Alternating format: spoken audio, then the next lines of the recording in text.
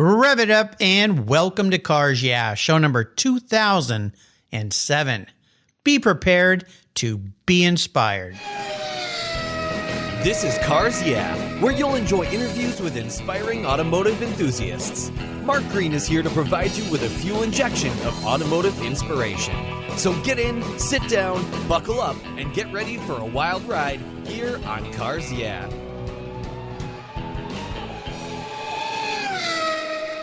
Hello, inspiring automotive enthusiasts, and welcome to Cars Yeah. Today I'm in Las Vegas, Nevada. I've been there so many times for the SEMA shows, and today we're talking tech with a very special guest by the name of Chris Piche. Chris, welcome to Cars Yeah. Do you have it in gear, and are you ready to release the clutch?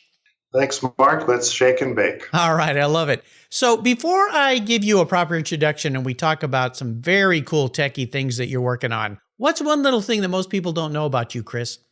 Well, in my misspent youth, I imported classic. I see on the wall behind you there, you've got a picture of, a classic 911. I used to import classic Porsches from Japan to Canada, where I was born and grew up.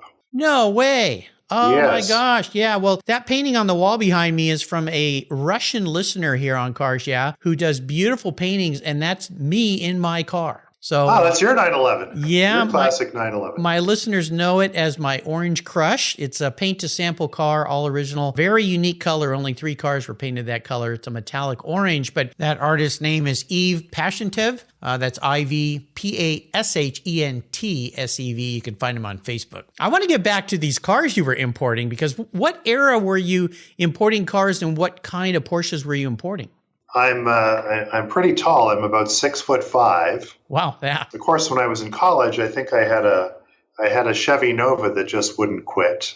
But eventually, I got out of college and started working and had a little bit of money, and so I wanted to upgrade my car. But being 6'5", and especially at that time, a few years back now, finding a car that met my, let's say, my wants in terms of, speed, performance, etc., but also met my needs in terms of, accommodating my frame, that was a difficult problem. And eventually I came across and settled on a Porsche 928. Oh, okay. That's a pretty cool car. Yeah. And so when I started buying them just around the time when Porsche stopped producing them, so in the early to mid 90s, and I was living in Vancouver at the time, so your neighbor just to the north. Yep. And there weren't a lot of 928s kicking around Vancouver. No. And eventually I found that there were companies or services in Japan that would take these very low mileage, gently used, well maintained, sort of high end vehicles, and auction or sell those off for what seemed like a reasonable price at the time. Yeah. Wow. Well, that's very cool. Well, that car was such a interesting car for Porsche, and I did get to drive one when they first came out, and I was really surprised at how much I liked it, because I always had been a 911 fan, and those were weird. They had the engine in the front. They were water cooled. They were kind of goofy looking, but very cool. And this must have been about the time too, where I don't know about Canadian money, but the U.S. money and the yen. There was a time period where you could buy stuff for really cheap out of Japan, and then it did a big flip flop. But Japan was also buying in the 80s a bunch of Ferraris and high end collectible cars at the same time. So yeah, very interesting. Yeah, I think you're right. The currency was working in my favor at the time. Mm-hmm. Yeah. And I started with a 1985 928 S2. And by the time I was done, and to my knowledge, I was the only person who did this, I actually had one of each of the 5 different versions oh my gosh. of the 928 that Porsche ever produced. Wow. Well, that's cool. Well, what's kind of interesting to me, and of course the collector car market is on fire right now, is these have kind of come back as cars people want now. And for a long time, they didn't, because they were very expensive to fix. They were Yeah. They were kind of persnickety. They were a challenging car to own if you were going to drive it very much. But now you see prices coming up on those things. And if you've ever driven one, you kind of realize why they're very nice to drive. And I'm not tall like you, so I can fit in any car. That's one of the advantages I have. But I would think, that was designed more as a grand touring car for the gentleman, the businessman. So that's why they would make it. So a guy like 6'5", man, you're tall. Yeah. See, a lot of cars you can't fit in for sure. And to this day, it's still the best highway car I've ever driven. Oh, yeah, I can see why. Yeah, and very fast too. Well, let me give you a proper introduction. Otherwise, we're going to talk Porsches for a half hour here. Chris Piche is the founder of Smart AI, a company making safety the number one priority with its line of software cameras for transportation, serving as the leader in AI camera and enablement software. Smarter AI products enable any camera network with precision AI for trusted data and decision making. Chris is a computer scientist and technology entrepreneur and an expert in distributed networking, scalable video, and computer vision technologies. Blackberry licensed technology from Chris's company for their smartphones to enable voice and video calls and integrated that technology into their devices. He's created services for AT&T, the television industry, BBM Video, Polyvideo, and Stunt Turn Ice. And Chris was awarded the Best of Internet World, Canada's top young leader, and top 40 under 40. Congratulations. Very cool. We'll be back in just a minute, but first a word from our valued sponsor. So give them a little listen and we'll be right back. We're going AI today.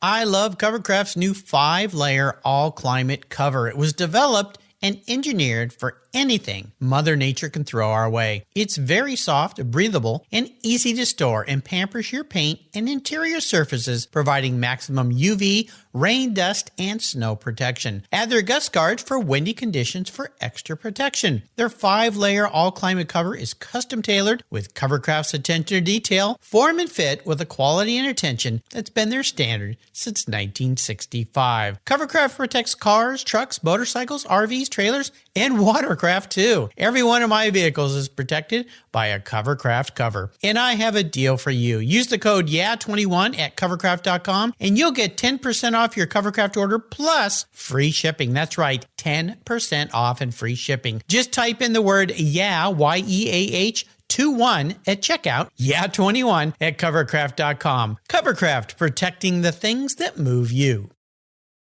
Most people don't think about their collector car insurance until their annual premium becomes due. Well, why wait and see if there are better options for your beloved rides? I didn't. Did you know if you change carriers before your policy runs out, your insurance company has to refund you the unearned portion of your policy premium? I did my homework, I shopped around, and I found American Collectors Insurance. And that's who protects my Porsche Turbo. That's right, the one I call my Orange Crush. They've been protecting collector vehicles since 1976. I encourage you to call my friends at American Collectors Insurance. Ask them about their agreed value policy. And if your collector vehicle is on your regular auto policy, you will be shocked at the savings, not to mention the assurance, should something bad happen to your ride, that you'll get what your vehicle is actually worth. Give them a call today for a quote at 866-ACI-YEAH. That's 866-224-9324. Tell them you're a friend of Mark Green at Cars Yeah! American Collectors Insurance. Classic car insurance designed by collectors for collectors. Automotive enthusiasts just like you and me. That's American Collectors Insurance. Give them a call today.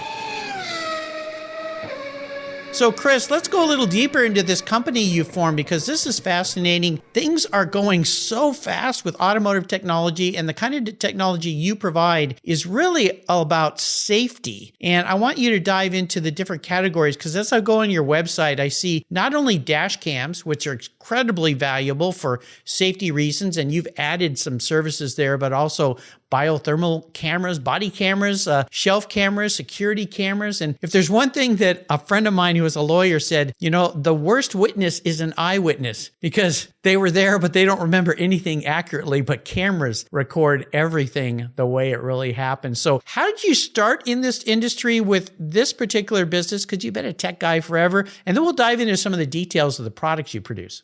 Sure. So Smarter AI is a software platform for AI cameras. I founded the company about 3 years ago now, but really the idea goes back to my time at BlackBerry. So I was very fortunate to have played a small part in the development of the very first Blackberry smartphone. So this is around the time that iPhones were coming on the scene.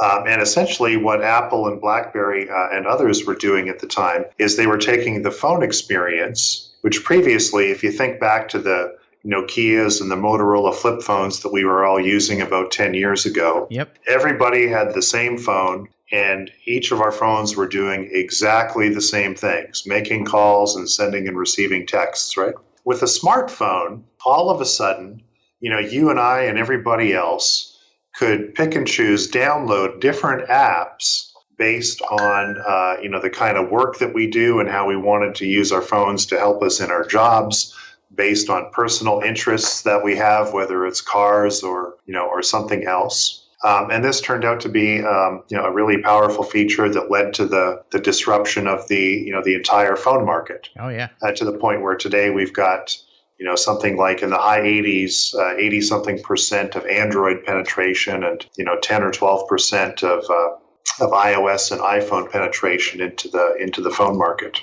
And so about 3 years ago, when I started Smarter AI, I started with the idea that what had happened 10 years ago in the phone market was about to happen in the camera market. And so as you mentioned, a camera records everything. That's absolutely true. But a legacy camera, that is, understands absolutely nothing. So it records everything, understands nothing. And my idea when I started Smarter AI was that we were on the verge of a technology transformation in cameras, similar to what happened several years ago in phones. And all of a sudden, instead of understanding nothing and recording everything, cameras would be able to understand everything and deliver notifications based on different events that are happening around a camera. And in the same way that the software platforms, iOS and later Android, were basically the enablement software and now the ecosystems for smartphones, I thought that there was a similar need and a similar opportunity in cameras for a software platform that would enable customers like you and me to download different AI models to understand different things happening around a camera, whether it's in the context of transportation or one of the other industries that you mentioned. Wow. So give me an example of what that would mean, let's say, in a dash cam for driving. Right. So typically, an AI dash cam is going to be equipped with two imagers and several sensors. So two imagers, so one facing the road, one facing the cabin or the driver. And then, some typical sensors like an accelerometer, a gyrometer, that location sensor, that sort of thing. And what an AI dash cam can do is by combining the different imager inputs, so understanding what's happening around the vehicle, what's happening inside of the vehicle, and taking that sensor information, the acceleration of the vehicle, location of the vehicle, and so forth. We can use that information, first of all, in real time to encourage safer driving. And we can also use that information in the aggregate, to train or to coach drivers to drive more safely. And maybe even somebody like your friend, the lawyer, could use that information if a vehicle was involved in an incident, or maybe if a vehicle was near to an incident. We could use the information that had been understood and recorded by the camera. We could use that information to understand more about what had happened and why it had happened. Yeah. One of the things that your company sent to me was 2021, the National NHTSA, National Health. What does that stand for? NHTSA. Transportation. Transportation. The T is for transportation. There we go. Yes. Okay. Safety. Safety. Yeah, safety and transportation. That's right. So the NHTSA said that 8,730 people died in motor vehicle crashes in the first 3 months of that year in the United States. And I'm going, that is a lot of people. And one of the ways that you're working with your smarter AI technology is to help decrease that. And you touched on a couple of things in that conversation, because those of us who are like diehard car guys, car gals, we kind of say, I don't want anybody telling me how to drive. I know how to drive. What are you talking about? But those of us who maybe are good drivers, or we think we are, and we go out on the roads and we're surrounded by a whole lot of people that are not so good, or worse, they're completely attention deficit because they're looking at their phones or having a conversation or eating a hamburger or putting their makeup on or brushing their teeth or shaving. So you've got all these things. Well, I've seen it. We all have it. Like, seriously, you're shaving in your car? You couldn't have gotten up 5 minutes earlier? So the things that you're doing, describe some examples of how you could help reduce the number of deaths, because that's really the most important thing here. Not only maybe the impaired driver, but also the person that he hits. Right. So, you're absolutely right. There are about 3,000 traffic deaths per month in the United States, and you touched on, some of the leading causes, for the accidents that are leading to these deaths. We like to think about it in two categories. We like to think about what you described as distracted driving, and we also like to think about complacent driving. And ironically, a couple of the big drivers for distracted and complacent driving are other technologies themselves. And so you mentioned cell phones. We've all seen it. Yeah. One thing you didn't touch on, though, but it is also a growing problem, is complacent driving as a result of driver assistance systems, or over-reliance on driver assistance systems. So we've all read stories about people that maybe they've got a Tesla equipped with autopilot, and they take that opportunity to catch up on their Netflix or their YouTube or their video games, whatever it is. Yeah. So these problems of distracted and complacent driving are growing. And also, Mark, if you think about what's happened in the United States and around the world in the last couple of years post-COVID, we've seen a growth in transportation as a service. We've seen a growth in the number of commercial vehicles that are on the road. So people are staying home more, ordering, Uber Eats, Amazon is delivering more, that sort of thing. And so there's been a real growth in the number of commercial drivers that are on the road, particularly in urban areas in the United States. And many of these new commercial drivers lack previous commercial driving experience. Right. And so these are some of the drivers of the problem. Now, what can AI cameras and what can smarter AI do about this? Well, essentially, we can do a couple of things. With one of our cameras installed in a car, whether that would be a dash cam or an OEM camera that was, designed and built into the vehicle by the manufacturer. But in either case, if one of our cameras is built into the car, based on the camera, again, understanding what's happening around the vehicle, what's happening inside of the vehicle, we can deliver alerts to the driver in real time. For example, the vehicle is moving 60 miles an hour. This might be a good time to put your phone down. Yeah, maybe. For example, maybe. Yeah, probably. Right. And again, we can aggregate all of this data and use it, for training and coaching drivers to be more safe. Yeah, absolutely. Now, your systems have things like what you call DMS, driver monitoring systems, ADAS, advanced driver assistance systems, Sure. And then also OTAs. What are OTAs? OTAs, over-the-air updates. Okay, there you go. So in the same way that, I'm not sure if you're an Android or an iOS guy. Oh, I'm Apple, man. I drank the apple juice a long time ago. All right. So in the same way that Apple from time to time will send you software updates, and in the same way that whatever apps you've got installed in your phone, you'll get updates for those as well. And over time, you can, pick and choose new apps that you want to download onto your phone. The same thing is true with our software platforms and cameras based on our software platform. So we can update, things as uninteresting as, let's say, security patches. But we can also update really interesting things, like we can give, for example, your camera the ability to listen to what's happening inside of the cabin. Very cool. So one of the things that comes to mind is you see these horrible videos on YouTube of accidents where there's ice involved and cars just keep sliding into cars and trucks sliding in. And yeah, it's just horrible. You watch it and you're like, stop. I was just thinking of what you were talking about. Wouldn't it be wonderful if this device could warn me a mile up ahead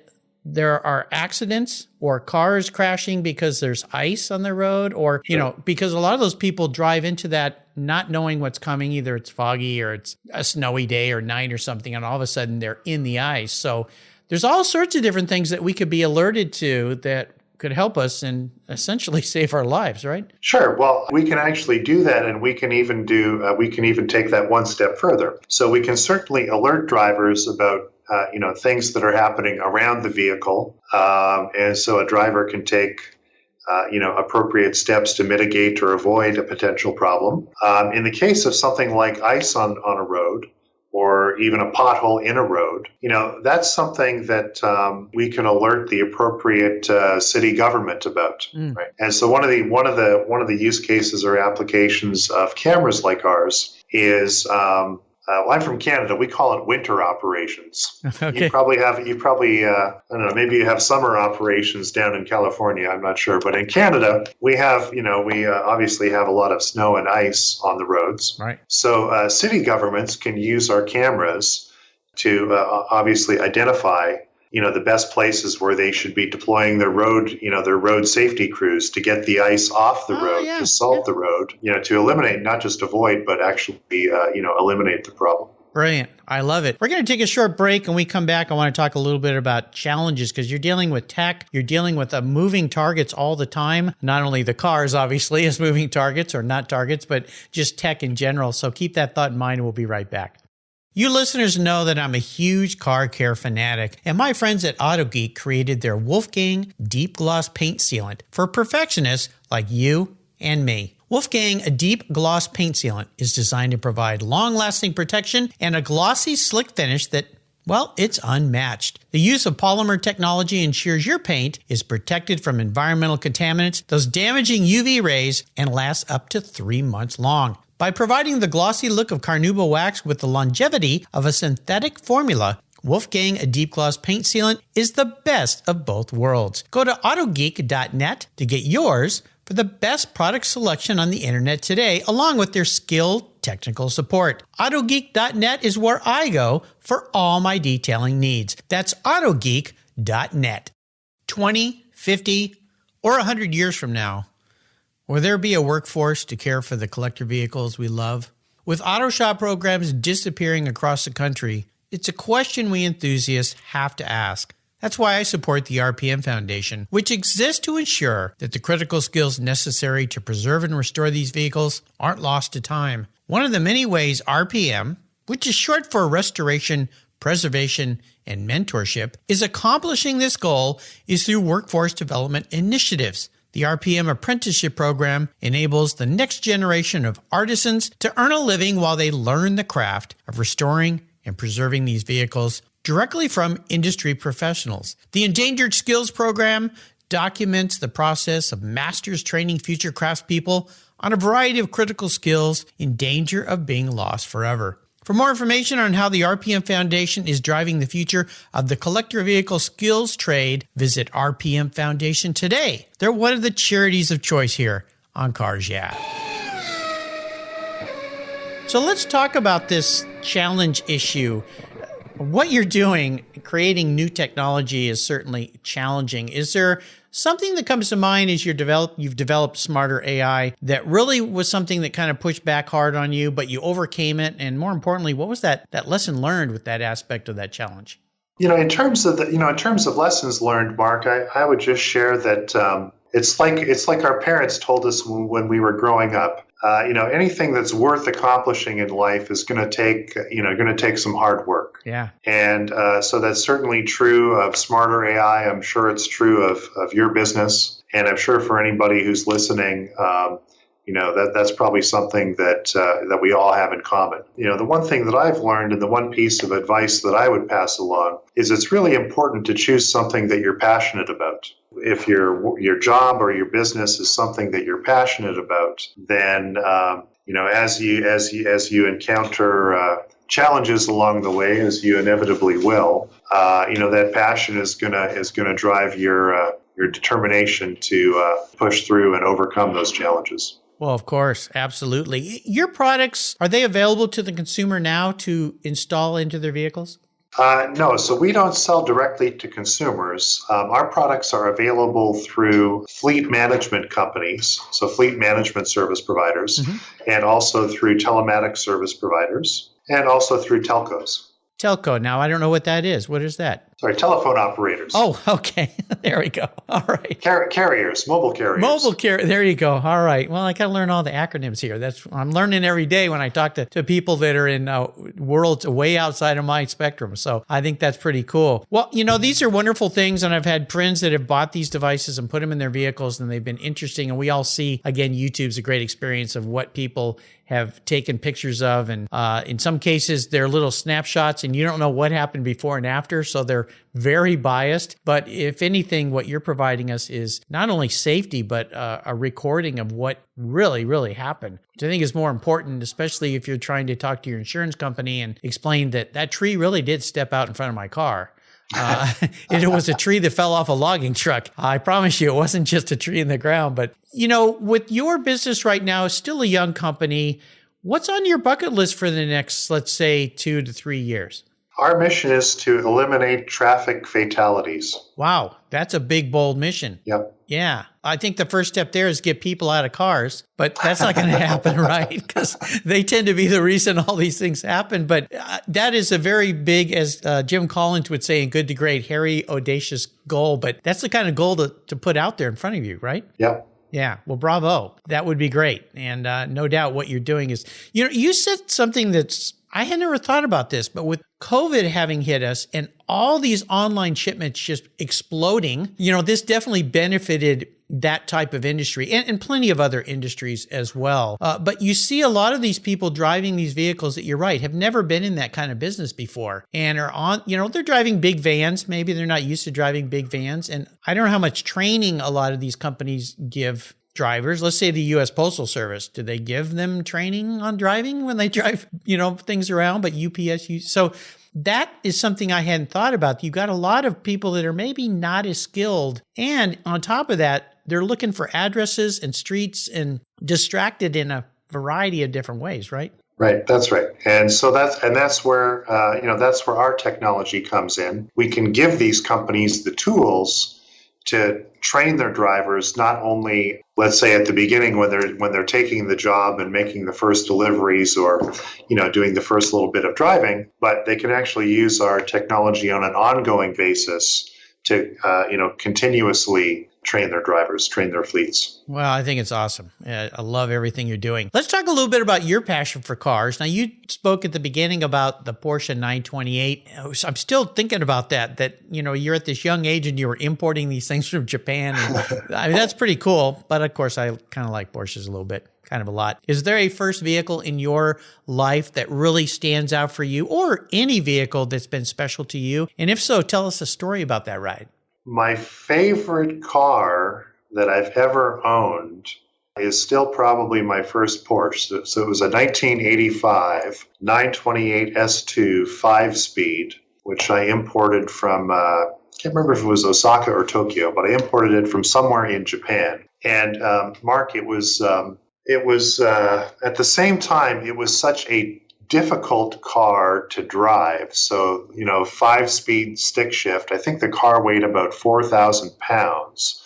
So it was not an easy car to drive. But at the same time, if you could master driving it, like I said today, it's still by far the best highway car that I've ever driven. How old were you at that time?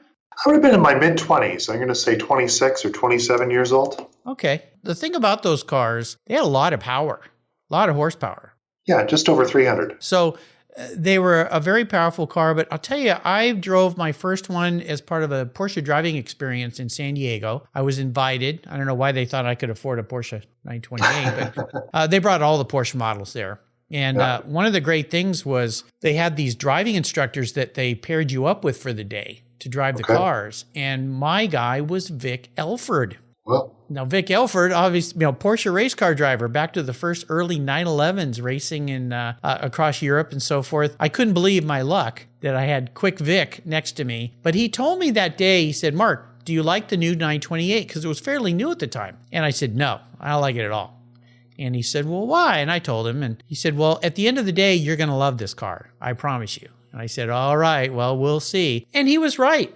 He was right. I was really impressed with that car. And the funny thing is, you look at that car today, it looks so tiny because all the cars have gotten so big, right? Sure. At the time, it was huge, though. Yeah. And I think for probably depends on where you live and where you're driving. But if you were driving around a city, it may not have been the quickest or the best car for city driving. But if you're fortunate enough to have the opportunity to drive on a highway, it was a great car. Well, the day we were there was at the Jack Murphy Stadium, and they'd set up the parking lot as a autocross course, if you will, but they also let us do some high-speed runs, heavy braking, and then we got to go out on the freeway for a little loop. So we got to experience, and we did that with all the different models at the time, 944s, the Porsche 911s, the turbo model, all those cars. But I was really, I liked that thing when I got out of it. I looked at it through different eyes when I stepped out, which was interesting to me because I'm a design guy. So I kind of fell in love with it then. So I've always thought of them, especially when they have those Porsche seat inserts that look like psychedelic 70s LSD trip or something. So yeah, pretty cool. So I'm going to be your car psychologist and get into your head a little bit here, Chris. All right? Okay. All right. If you were a vehicle, you were manifest as a vehicle, not what you want to be, but how you perceive the man in the mirror. What would you be? More importantly, why? I'm going to go with my 928. So I might not be the quickest off the blocks, but I'm gonna get there in the end. Well, it also, here's the way I put it. You're a very technically savvy guy. I mean, you're a really smart dude, as far as I'm concerned, with the kind of stuff that you're creating. And the 928 was very advanced for its time. When you look at that vehicle. That's true. It was. Even though it was still analog back in those days, but it had a lot of tricky, techie stuff. That's probably what made it so challenging to work on and to repair because it was very sophisticated. And there was, my understanding back then was there were very few mechanics that really could figure out how to work on those things. Well, not only that, but it was designed in such a way that, and you mentioned about the engine being in the front, you had to remove the engine from the car to get access to, almost anything. So yeah, even the most routine maintenance used to run me $1,500 or $2,000. Well, it's a lot like Ferraris. They used to have to take engines out of Ferraris to do oil changes and things. Right. Yeah, so kind of crazy. I like to ask people how they like to help and give back. I see a huge way that your whole company is about helping people and saving lives. I mean, your mantra, your slogan is saving people's lives. Is that your perception of this question? Yeah, that's exactly it. So our mission is to make transportation safer, mitigate against complacent and distracted driving, and make the roads a safe place for all of us and our families, of course. Thank you. We need that. When you look at those numbers of how many people are injured and then people whose lives are lost, that's a lot of people that could be perhaps avoided in many, many ways. How about a great book? Is there a book you'd like to share with us that you've enjoyed? Well, there was a great book that was turned into a movie that I saw a couple of years ago. Oh, yeah? The movie was called Ford versus Ferrari. Oh, yeah. I'm sure you've seen it. Yep. I can't remember the title of the book, but I read the book before I watched the movie. Well, I'll tell you, the title of that book is Go Like Hell. And That's it, yes. And it was written by A.J. Boehm, who's been a guest twice here on Cars Yeah. A.J. wrote that book, and he also wrote some wonderful books, one about World War II and how the automotive industry came to the defense of the United States to build for the war effort and so forth. He's also written some other great car books. So yeah, that's the guy, and that's the book. You can go back and listen to my talk with A.J. It was quite fascinating, but the movie was cool. I think that's actually one of the lines, one of the quotes from his book is Henry Ford II, when he was preparing to go to Le Mans, he said this was the second time that he was going to go to war in Europe. Yes, absolutely. Yeah, that's true. And of course, those words, Go Like Hell, were Carroll Shelby's words at the end of one of the races, telling the driver to stand on it. We're going to beat these guys. So much to the chagrin of the Ford executives who didn't want to damage the car. So So yeah, that was a great one. I thought they did a pretty good job with that movie. And when I first saw who they had picked to be Carroll Shelby, I kind of went, oh, come on. But that's because I've known about Carroll Shelby. I've met him several times when he was still with us. But I thought that actor did a great job. Yeah, good book and good movie. Absolutely. So I'm going to allow you, before I let you go, to go on the ultimate drive today. I've got an open checkbook. I'm like, for a young entrepreneur, I'm a dream come true because I'm that guy who's a venture capitalist who has all the money in the world. Whatever you'd like, okay? Yeah, dream come true, right? Yeah, can we talk after the talk? Again, this is the magical Cars Yeah Ultimate Drive. You can pick any car in the world. You can pick any person to be with, living or deceased, and you can be anywhere. So what does the ultimate drive look like for a guy like you who spent some time in some pretty cool cars? Okay, I want, and actually, maybe there's somebody who's listening to this that can help me to actually make this happen. Okay. When I moved away from Canada, unfortunately, I left behind my 928 collection. So the car that I want to replace my 5-speed 928. So Okay. I want a 928 5-speed.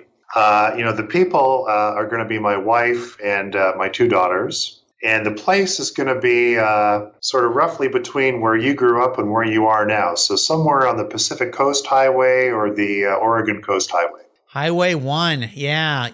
Wonderful drive. I've taken that drive many times. Got to do some fun drives with the family. Even rode my bike once from the San Francisco area down to the Los Angeles area. Wonderful drive. Really fun. My son and I went on a drive from Long Beach, California, all the way up here in a Porsche 550 Spyder.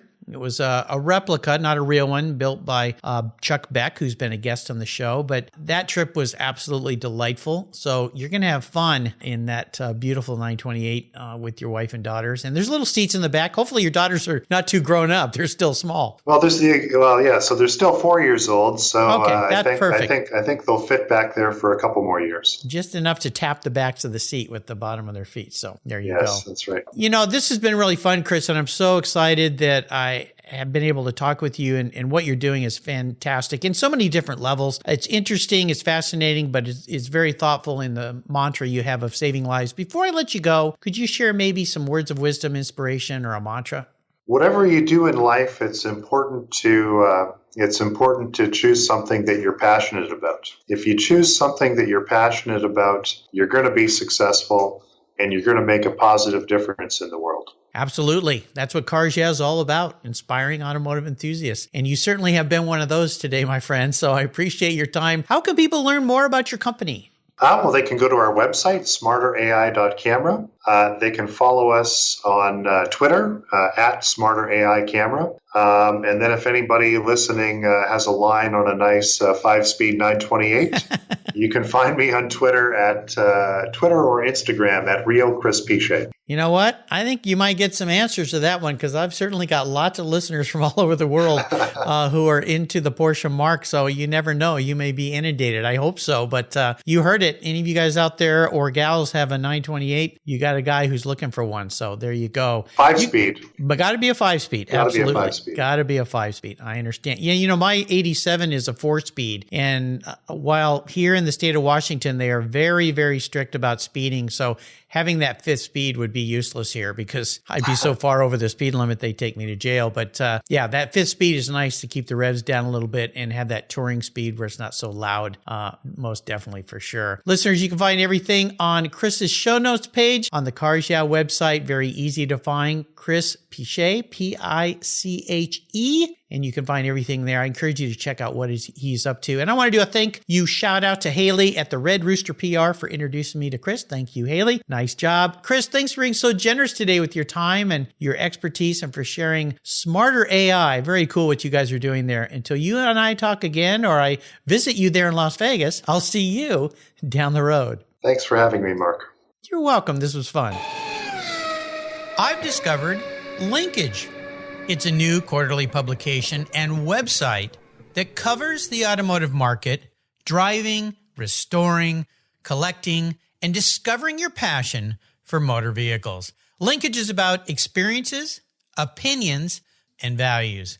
Linkage is an actual informed, reasoned opinion based on first-hand experiences. A talented Linkage team covers the automotive world, the people who share your passion and mine, smart, considered, rational, and experienced opinions.